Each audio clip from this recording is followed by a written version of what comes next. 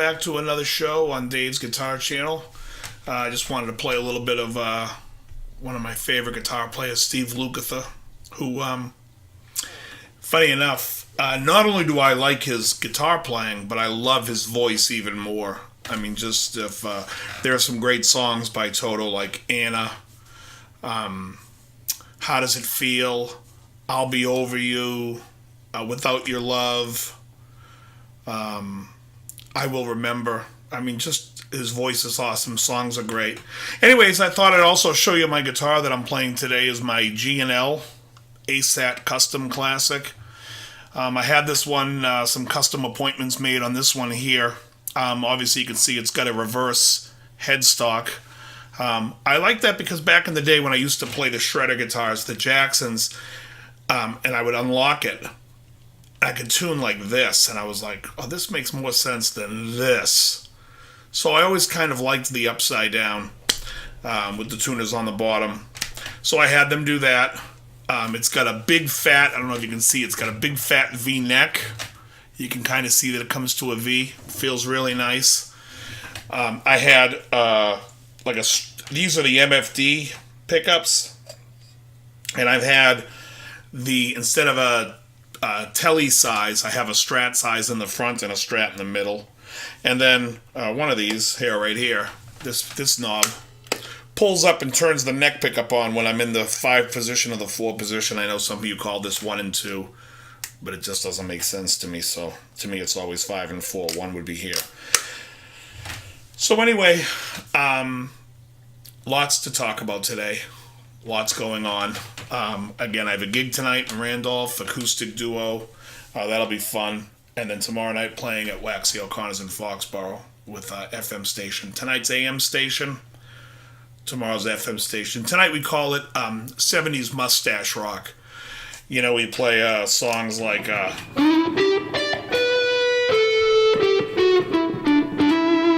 that type of thing. Anyways, let me show you the solo real quick because some of you are here just to see that. So here it is. So basically, it starts in and plays. You know, it's on the over the F chord, and he's just playing F, G to A, and then he just repeats it but brings in a D, like. So it's just a slide to a D before the next step. And now this A is not slid to, it's bent. And then he bends to the A, and then he hits the next fret with his pinky to get to the B flat. So it's...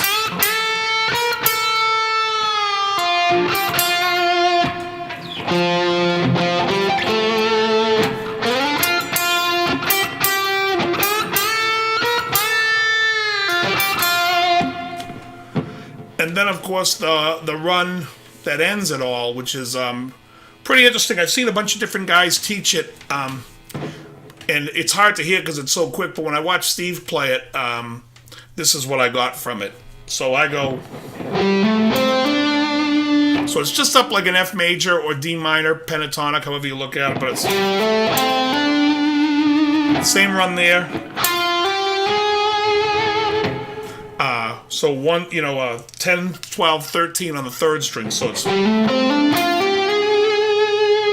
Then you play 10, 13 on the 2nd, so it's... Now he starts it again on the 10, so it's 10, 13, and then the second time he does 10, 11, 13. So it's...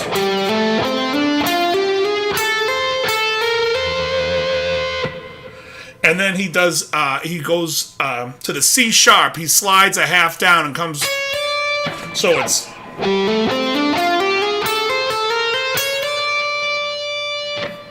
Again.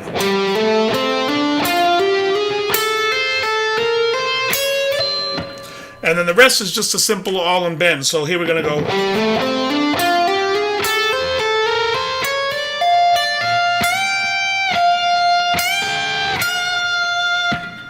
And then the last part, he does it to the F to G. And then the bend, you go to the A and then tap the B flat again with the pinky. So, one time slow.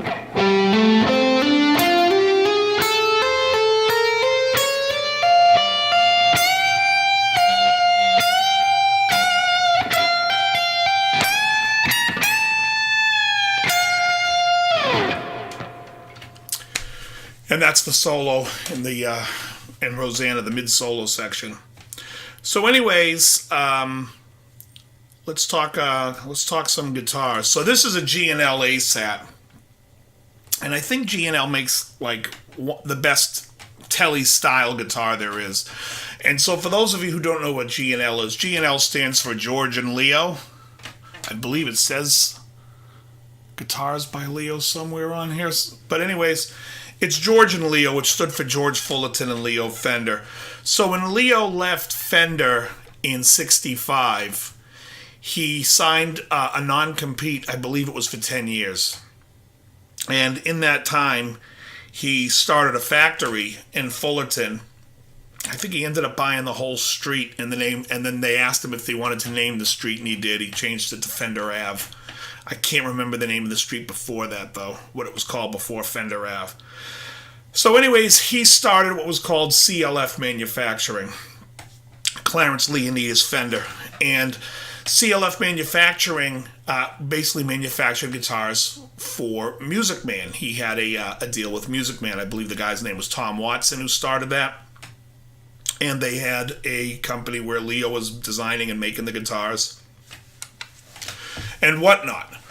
They had a falling out in about '78, I believe it was, when I guess there was a lot of complaints about the finishes and whatnot, and Leo didn't want to hear it, and the two couldn't see eye to eye, and they went their own ways. And Leo, I think, was still making guitars till '70, maybe even into 1980 or '79. But around that time, he asked George Fullerton if they wanted to give it a go again, and hence started the birth of G&L guitars. Looking back at some of the new designs that he did, Leo designed these pickups called the MFD pickups, and they're basically like single coils that are designed the way humbuckers are. So these are not magnet pole pieces; they're actually ferrous material and the magnets underneath. Basically, how a humbucker works, or at least how the humbucker. So anyway, so that's how that came about, and he also went with the 6 saddles, which I prefer, and I think Fender went with 6 saddles at one point too. I think Fender did that. I want to say I've seen him on a custom, so like '72 maybe, '73, somewhere around that time. But anyways, so in the business, I think that G&L makes the best tellies. I think if you're going to buy a telly and you want a telly, buy a G&L. The construction versus the cost and everything, I think you're going to get a quality instrument. I think when it comes to Strats, the G&L bridges, to me, have something to be desired. They have this big loop-to-loop across the whole thing, so you can't sit them flush against the body, because then that piece would go into the body. So either you got to go get it and then dig out the body, or get someone to cut the metal on that bar. But that bar needs to be redesigned. It's something that they're aware of, that I know. And it makes it not. So, but if you like the Jeff Beck style of floating tremolos, then I would recommend one of their Strats, the Legacy or the S500s, any day over a Fender. I just think the quality is far superior. I think Fender makes some really nice stuff out of their custom shops. I just think their regular USA model stuff is like, it would be the equivalent of phoning it in. I'm not a big fan. Years ago, I used to manage a shop called West LA Music, and there was a guitar that Fender was making called the Custom Classic Strat, and this was the bottom of the line custom shop, basically a USA standard, but a custom shop made. And it was maybe, I'm trying to think what they went for. They were at least 1,000, maybe 1,000 more than the other. You could get them for like 2,200, 2,300. I mean, if you got a deal on it, you get it for like $2,000. Either way, they were far superior, and they were worth the money. Something like this would be worth, like, that's what you would pay for something like this now, with all the custom appointments and everything. This thing would probably be somewhere around 2,000, which in my opinion is a steal for a custom-made instrument, for something that you want. I have stainless steel frets that they put on this one. It was plaqued. This one I string up with 9s to 46. I use the D'Addario NYXLs 9 to 46. I can't say enough good things about that. But I think there's a lot of choices out there for Strat style instruments. You have John Suhr makes great guitars. Tyler makes great Strats. Anderson, like I said, there's lots of great builders. I think though, when you're talking about price point and value, what you're getting, I do think the G&L do make the best stuff. Honestly, for me, because I can't find anything that I can buy off the shelf and be like, oh yeah, I'm all set. I don't have to do anything to it. I always feel like I have to change the pickups. In fact, when I ordered this, I wanted DiMarzio, my usual area T area, and then I wanted 258s. Well, what ended up happening was I ordered them when I was managing a store. I was managing Alva's at the time, and it just didn't. The timing wasn't right and didn't come in. And I was like, I could do it myself. So I got the guitar with these pickups, and I already have 3 or 4 guitars with those other pickups in them. And when I went to play this, and I was like,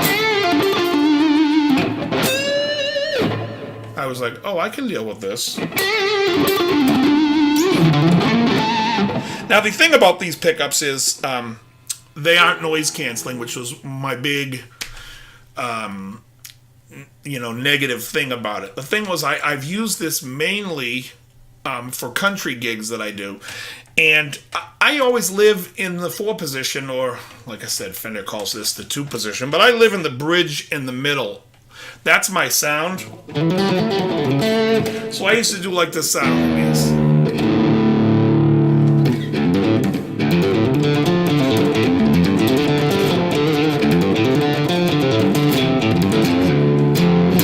I used to do like that type of thing, and it's but for the most part,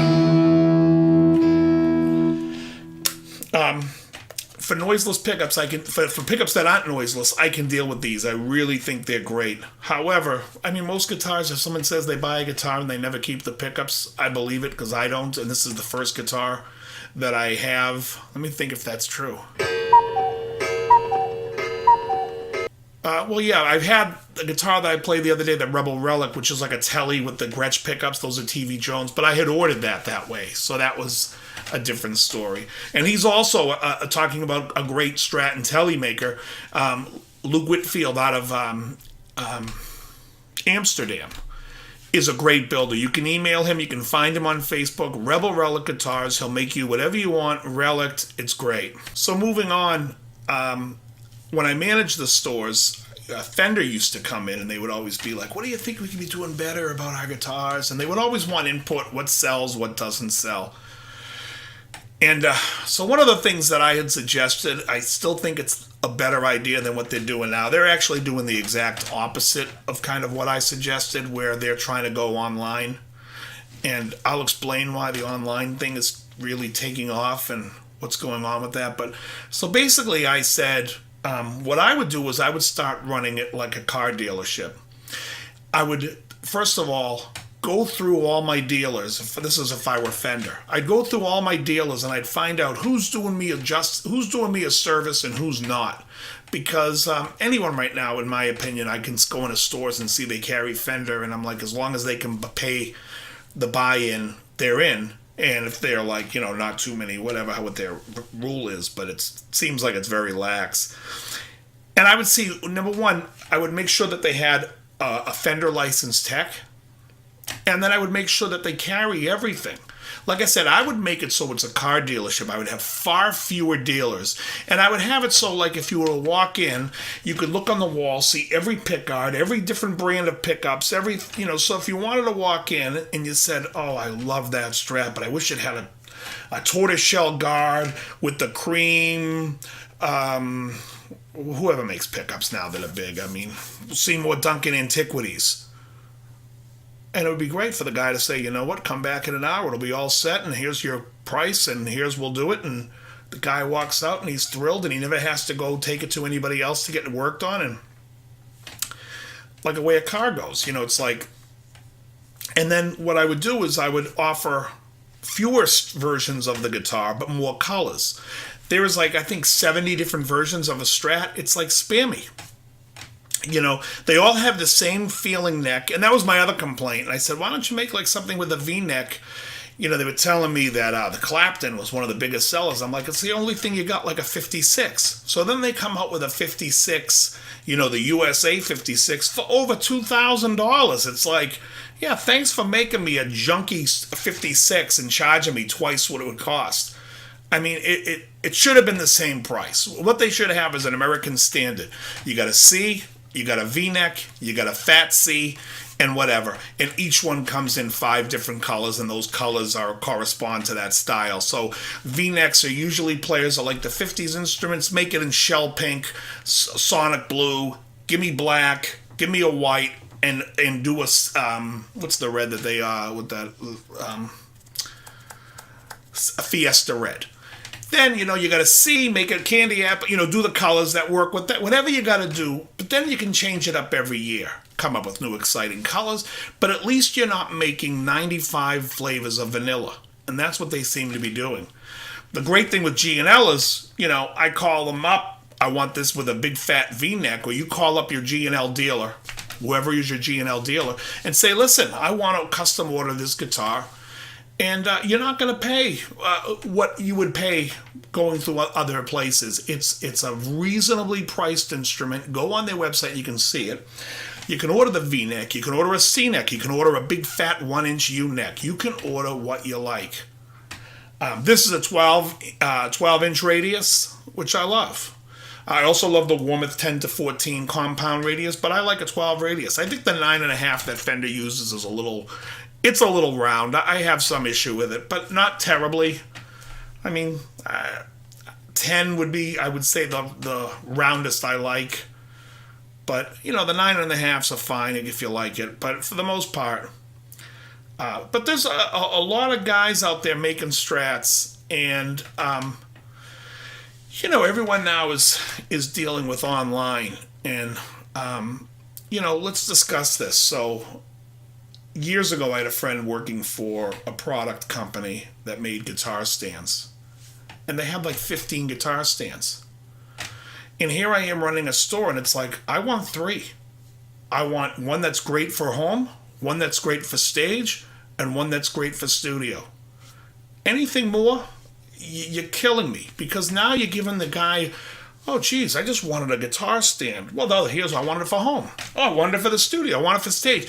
The second you start to give people more choices, they go into a store, they're like, geez, now I got to go home and think about it. You know what, I'll go look online, because I'm not seeing the one that I had in mind. And that's really what happens. And then, of course, people don't reorder, the stores won't reorder those. And then, of course, you're dealing with a different rep every week, because the manufacturer is like, you aren't selling this. You're doing a poor job selling. And it's like, I'm not doing a poor job selling. You have absolutely no idea what the pulse of the market is, nor how to make something. You're a bean counter. So you think, oh, this sells, then we'll make 10 different versions of it. It doesn't work like that. Guitar Center knows this. The problem with Guitar Center is they don't stock anything. They're crap. You can go to the one in Braintree, Mass. It is the worst Guitar Center I've ever seen in my life. It is like, there's nothing in the store. They got a few Gibsons, but there's no Strats worth even playing. Everything, it's just junky. It's like they want to deal to beginners. And you end up losing, in my opinion, a lot of business, because I really don't like shopping there. I don't like going in there. I don't like going into music stores, period. I never have. So when I went to go manage a music store, it was very funny to me, because I tried to break some habits that stores have that I don't like. But then there's other stores that do the complete opposite things, or they think like it's hard sales. When you go into Guitar Center, everyone comes up. If you need any questions, you have any questions, what are you going to answer for me? Couldn't even tell me the difference. Guys, I've been in there once, a guy was telling me something was like a 64 Strat. I'm like, it's a 62.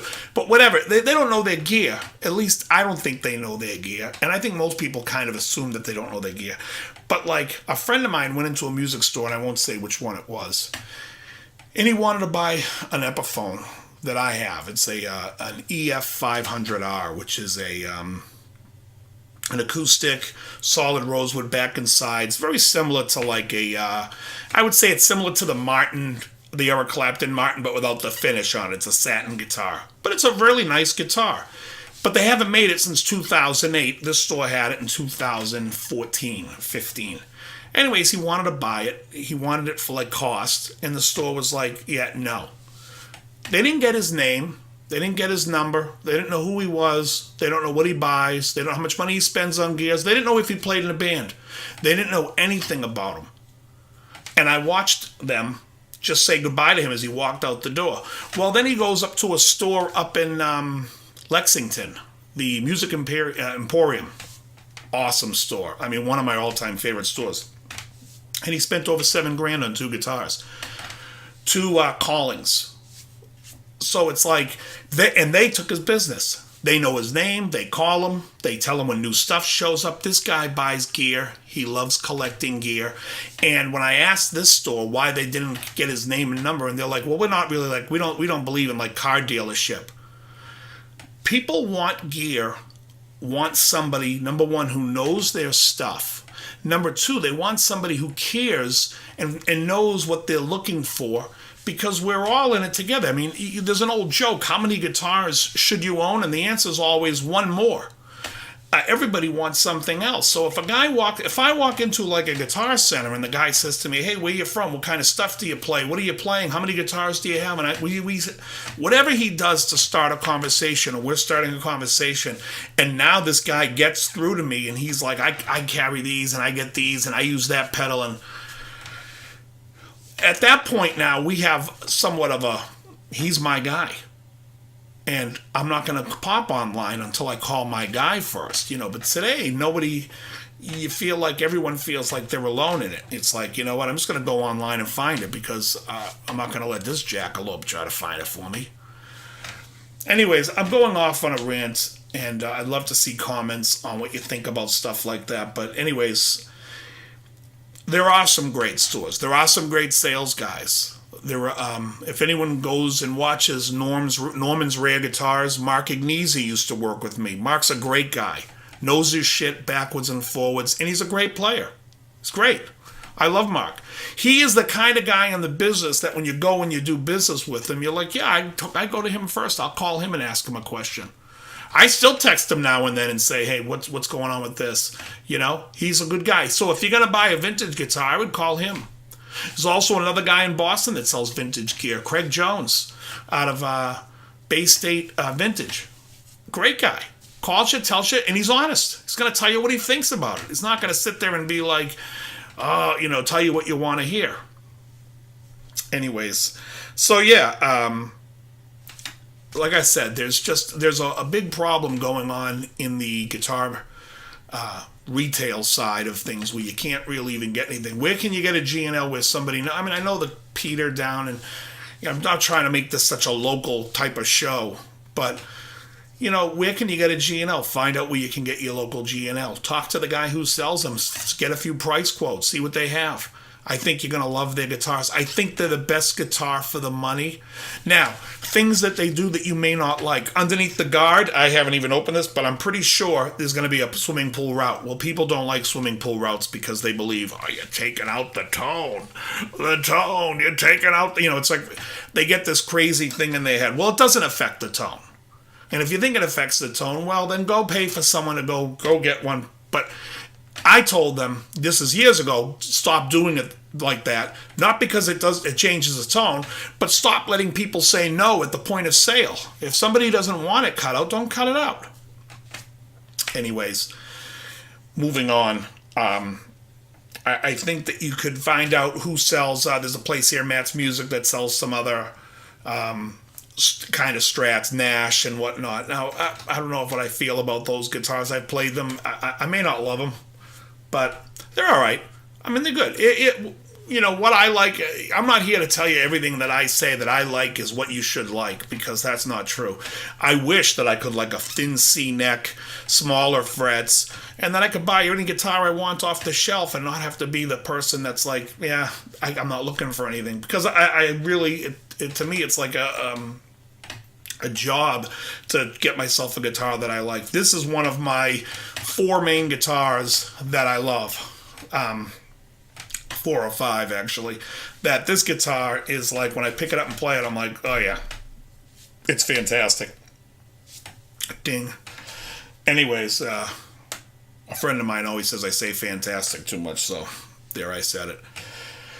But anyways, yeah, I mean, it's like, I don't even get me started on strings. I won't tell you, but I will tell you this. I use the Dario strings. They don't pay me to tell you to use that I use their strings. I just love their strings. I deal with a guy named Ben Cole, who's one of the best guys in the business. He's fantastic, Bing again. But yeah, he's a great guy, and I just think that they make a great sounding string. And to me, so if you want to talk about what's going to make your guitar sound better, people are like, oh, I want to see what mahogany sounds like. Yeah, put different strings on. That's what's going to change the sound of your guitar, not the wood holding the strings up. But anyways, I don't want to keep going, barking that door. I hope the Lukather bit was pretty cool for you. And if you have any suggestions, I know I said I am going to get to some Mick Taylor stuff from my buddy Glenn. Other than that, I'm also going to have a couple of guests. I'm going to do some Skype stuff too. But have a great day. I got to get ready for my gig. Probably go over a couple of tunes. Anyways, very good.